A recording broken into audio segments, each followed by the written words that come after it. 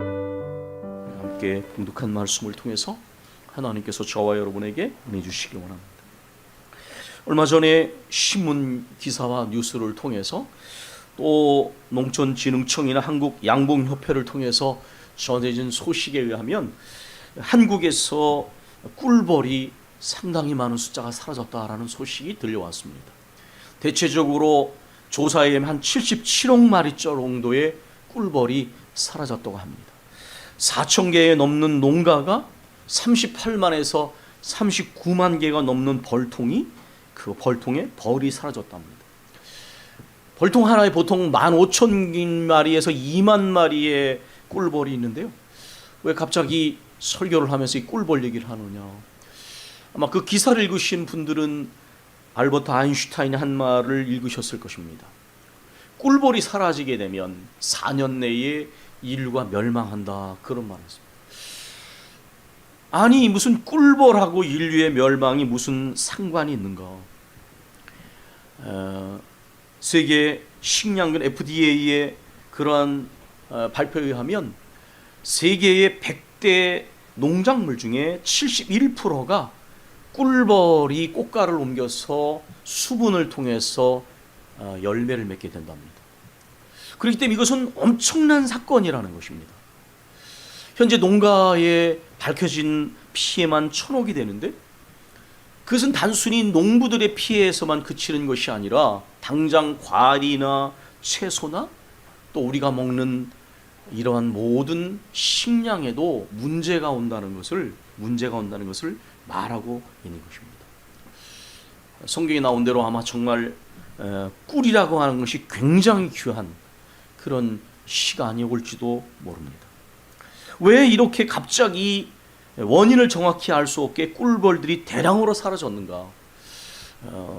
양봉을 하면서 몇십 년 만에 처음 겪는 현상이다, 그렇게 양봉업자들이 말을 합니다.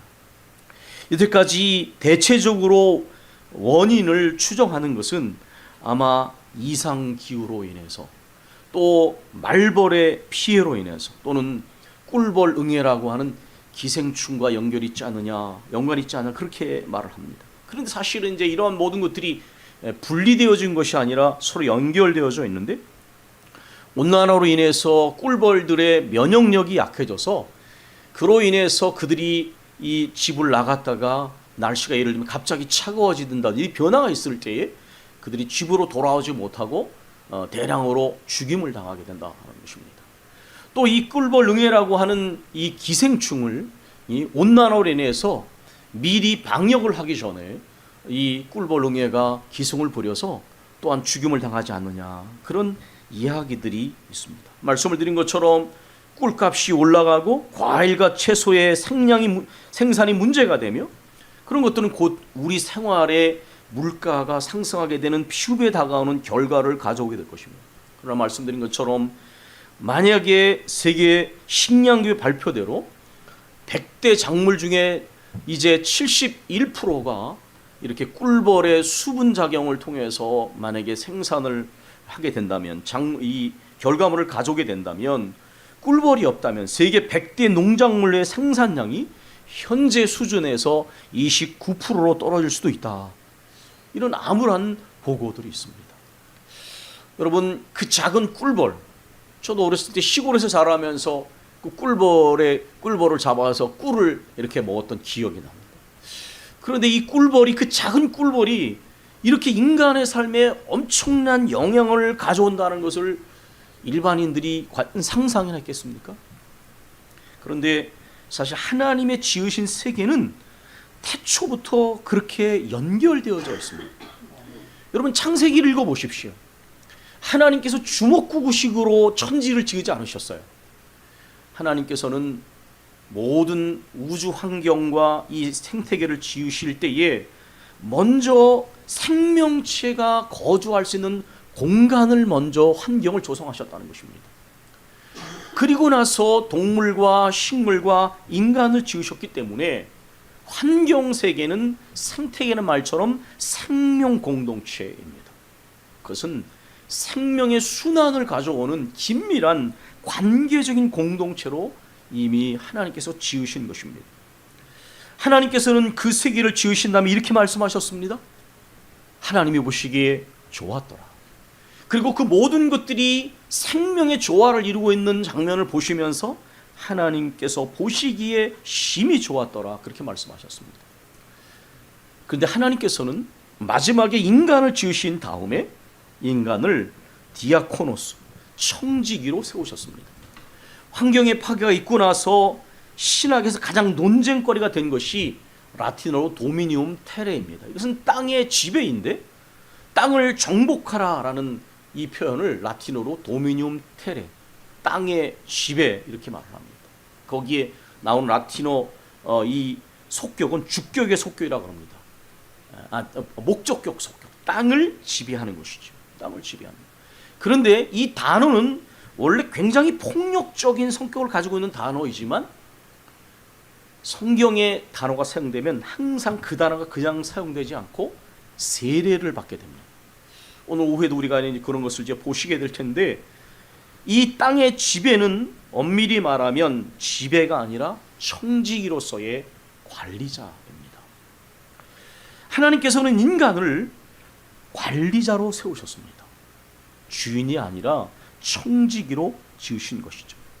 그런데 성경에 나오는 어리석고 악한 청지기처럼 인간은 삶의 모판인 환경을 파괴했습니다. 마치 나무에 앉아서 자기가 앉아있는 가지의 안쪽을 톱질하는 어리석은 어떤 사파처럼 인간은 스스로 삶의 모판을 파괴해왔다는 것입니다.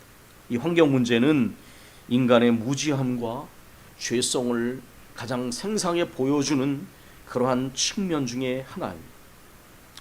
여러분, 우리는 벌써 3년째 이 신종 코로나가 기승을 부리는 상황 속에 살고 있고, 아직도 이 종결이 언제 이루어질지 아무도 장담할 수 없는 기대와 바람은 있지만, 그러나 3년째 모든 삶의 영역과 관계 속에 이 신종 코로나가 영향을 미치는 현실 속에 살아가고 있습니다. 예측할 수 없는 이 일이 큰 문제를 불러일으킨다고 말했던 나심 니콜라스 탈레브의 말처럼 정말 예측할 수 없는 일이 일어나서 모든 삶의 영역과 관계에 영향을 미치고 있습니다. 이러한 상황 속에서 4차 산업혁명의 개념을 주창한 클라우스 슈밥이 말했던 것처럼 이 4차 산업혁명 시대의 모든 문제는 모든 이해 당사자들이 힘을 합쳐서 해결하면 된다. 저는 아주 정확한 진단이라고 봅니다. 어떤 이데올로기나 민족이나 모든 것과 상관없이 이 모든 문제는 힘을 합쳐서 해결해도 쉽지가 않은 문제입니다. 그러나 우리는 오늘 우리가 살아가는 현실 속에서 어리석은 판단으로 인하여 전쟁이 일어나고, 어쩌면은 신냉전 질서가 형성될지도 모르는, 또는 핵무기의 사용이 현실화될지 모르는 위험성을 불러일으키는 행동을 우리가 보고 있습니다. 인간은 과연 어리석은 인간이냐 지혜로운 인간이냐, 여러 차례 말씀드렸지만 학교에서 가르치는 가르침은 정말 저는 반쪽짜리라고 생각합니다. 인간은 호모 사피엔스인가?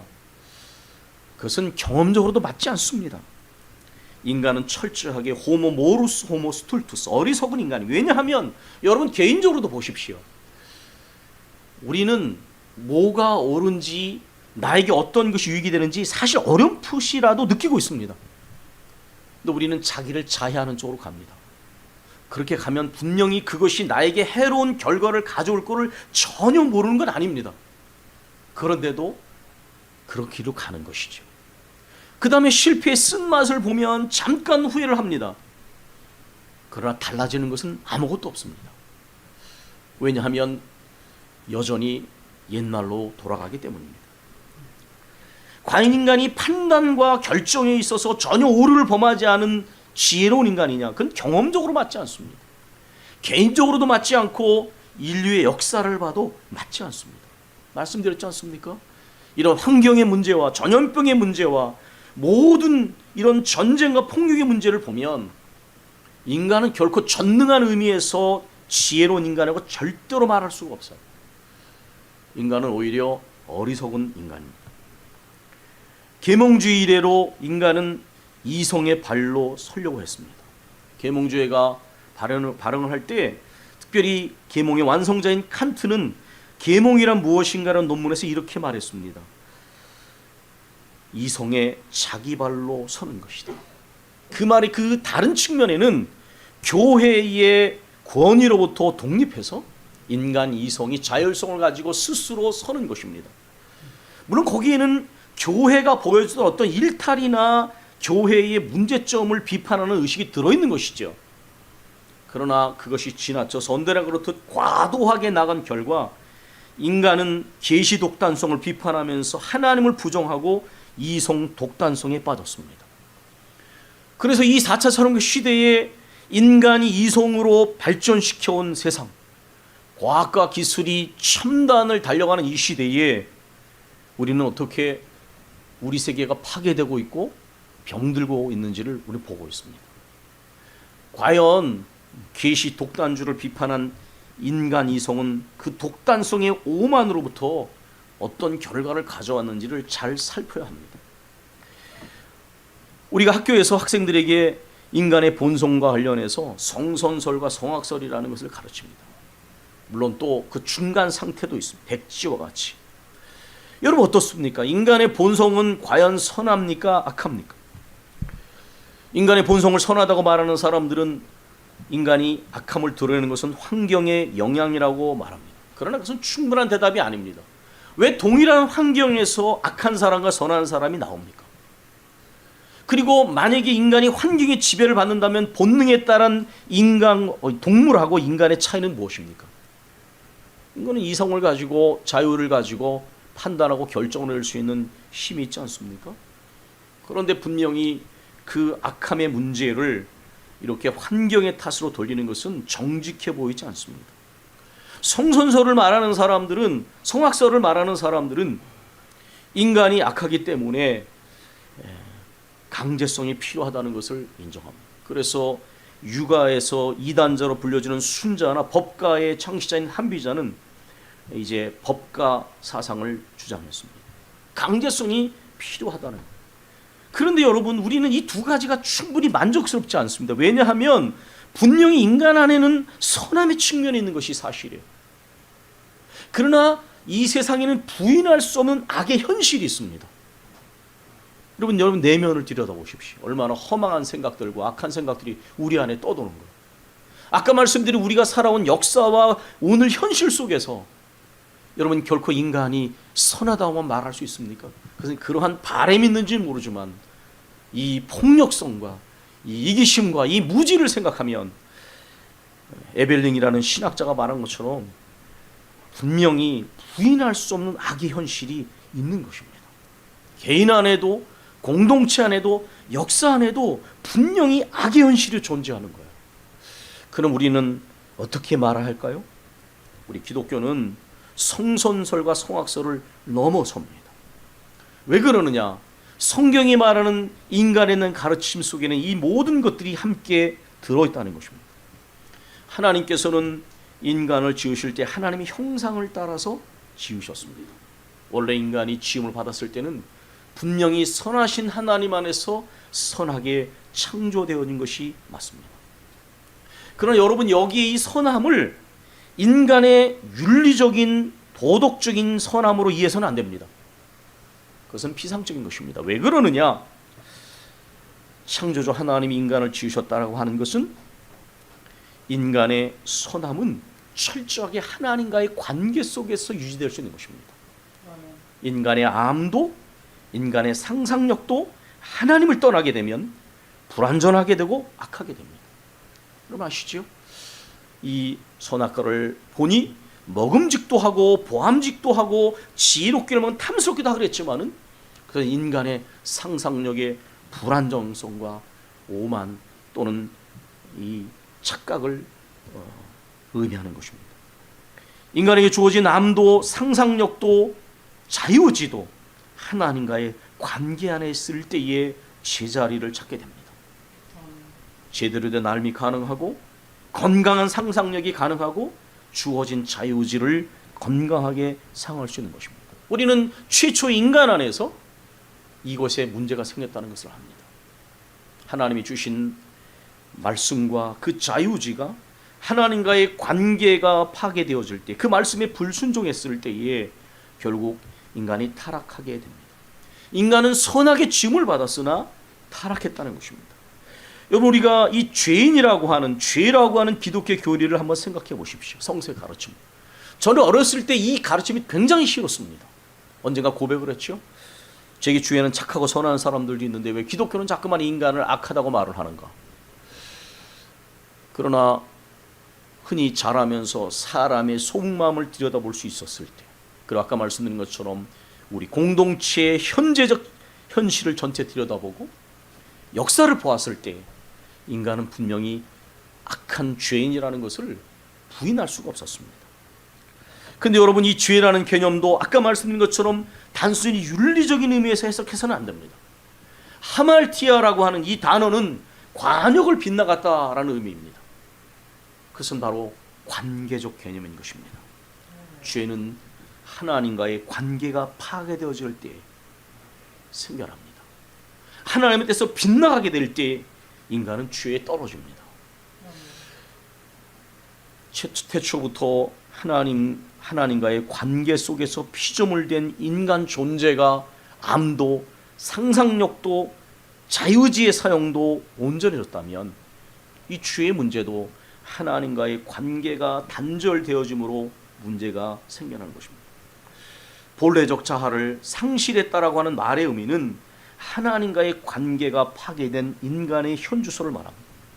그래서 삭개오가 누가복음 19장에 나오는 삭개오 사건 때 예수님이 이렇게 말씀하셨습니다. 인자에 온 것은 잃어버린 자를 찾아서 구원하려 함이니라. 하나님과의 관계가 회복되어질 때에 삭개오는 본래적인 자아의 모습을 찾아나가기 시작했습니다. 아까 말씀드린 것처럼 계몽주의 이래로 인간은 하나님을 부정하고 자기 발로 서고자 했습니다. 물론 거기에는 교회가 스스로 돌아봐야 할 점도 있고, 또 계몽주의는 양면성을 가지고 있어서 분명히 긍정적인 모습도 있습니다. 그러니까 제가 말씀드린 계몽의 측면은 바로 하나님을 부정하고 세속화되어지는 가운데 인간이 이성 독단성의 오만에 빠져서 걸어왔던 그러한 계몽의 흐름을 말하는 것입니다. 환경이 파괴되고 전쟁과 폭력을 통하여 더불어 살아가고 더불어 문제를 해결하지 못하고 오히려 죽고 죽이며 탐욕 가운데 개인과 공동체를 망가뜨리는 이러한 일들은 바로 죄의 결과물들이라는 것입니다. 오늘 우리가 그런데 이러한 성선설과 성악설을 넘어서는 기독교의 가르침을 말할 때 우리가 기억할 것은 바로 세 번째입니다. 하나님께서는 우리를 선하게 지으셨지만 인간은 사단의 유혹을 받아 타락하여 죄인이 되었습니다. 여기까지 보면 기독교는 성선설, 성악설에게 다 해당되는 것처럼 보여집니다. 그런데 이것을 넘어서는 이유는 뭐냐? 바로 하나님께서는 예수 그리스도를 통해서 우리를 새로운 피조물로 바꾸신다는 것입니다. 스스로 구원할 능력이 없다고 하는 것, 인간이 스스로를 구원할 능력이 없다는 것은 오늘의 세계 속에서 분명합니다. 왜냐하면 인간은 선함이 무엇인지를 어느 정도 알고 있습니다. 그러나 그걸 행할 능력이 없는 것입니다. 우리는 충분히 모든 인류가 배불리 먹을 수 있는 그러한 과학기술의 능력을 가지고 있습니다. 그러나 인간은 배가 터져도 가난한 사람에게 주지 않습니다. 바로 탐욕 때문에 그런 것이죠. 그 탐욕이 가난한 사람과 부유한 사람을 나누게 됩니다. 그리고 또한 국가를 나누고 또한 환경을 파괴하고 이런 일들이 일어났는데 그것은 바로 인간이 스스로 구원할 능력이 없다는 것을 보여줍니다. 그러면 하나님께서는 우리에게 은혜의 선물로 구원을 주십니다. 그래서 우리가 그리스도 안에서 은혜를 통하여 바로 십자가와 부활 사건을 통하여 죄된 우리 자신이 죽고 그리고 주님의 부활하심처럼 하나님 안에 살아있는 존재가 됩니다. 제가 이 말씀을 준비하면서 기독교는 아주 논리적인 가르침을 하고 있다는 것을 다시 한번 인식하게 되었습니다. 왜냐하면 얼핏 보면 신앙은 굉장히 비논리적인 것처럼 보여집니다. 그런데 오늘 본문을 들여다보시면 성경은 아주 정확한 영적 논리를 말하고 있습니다. 여기 12절부터 14절을 읽어보시면 거기에 드리라 라는 표현이 나옵니다. 근데 이 번역이 예전에 번역이 사실은 더 정확한 번역이었습니다. 그건 뭐냐면 거기에 보면 이런 표현이 나옵니다. 불의의 병기로 너희 몸을 드리지 말고 의의 병기로 너희 몸을 드려라. 그런데 이 드린다는 단어가 원래 똑같은 단어였는데 이 개역 개정판에서는 어떻게 되어 있냐면 여기에 여러분 12절을 보시면 너희 죽을 몸을 지배하 쭉 하면서 불의의 무기로 죄에게 내주지 말고 이렇게 되어 있습니다. 근데 이 내주지 말고라는 단어가 사실은 똑같은 단어인데 그것은 바로 파리스테미라는 단어입니다. 똑같은 단어예요. 그 옛날 번역이 원래는 좀 맞는데 죄에게 드린다라는 표현 때문에 이걸 바꾼 것 같아요. 내주지 말고 이렇게 돼 있는데 내주지 말고라는 단어와 드린다라는 단어는 파리스템이 똑같은 단어입니다. 이게 무슨 뜻이냐? 자기 자신을 넘겨주기로 결단하는 행위와 연결되어 있는 거예요. 무의식 중에가 아니라 의지적으로 내주는 것입니다. 이게 무슨 뜻입니까? 이것은 내가 죄인 줄 알면서도 죄를 짓는 걸 말하는 거예요. 그리고 이것이 현재형으로 표현되어 있는데 이것은 뭐냐? 그리스도인들이 구원받고 하나님의 백성이 된 다음에도 늘 죄에 떨어질 염려, 위험성 앞에 서 있다는 것입니다. 여러분, 십자가 부활 사건이 무슨 뜻인지를 아실 것입니다. 예수님이 십자가 달려 죽으심처럼 정과 욕심에 매는 옛 자아가 십자가에 못 박혀 죽는 것입니다. 그리고 그럴 때에 우리가 예전에는 죄를 지음으로 인하여 하나님에 대하여 죽은 자가 되었지만 그 다음에 그리스도의 십자가 사건을 우리가 믿음으로 받아들이게 될 때에 이제는 죄에 대하여 죽고 의에 대하여 살며 하나님에 대하여 살아있는 자가 된다는 것입니다. 이 본문에 보면 끊임없이 그것을 말하고 있습니다. 내가 무슨 종이요? 이렇게 물을 수 있지만 여기서 정확한 논리로 말합니다. 누구를 따르든지 너는 그것의 종이다.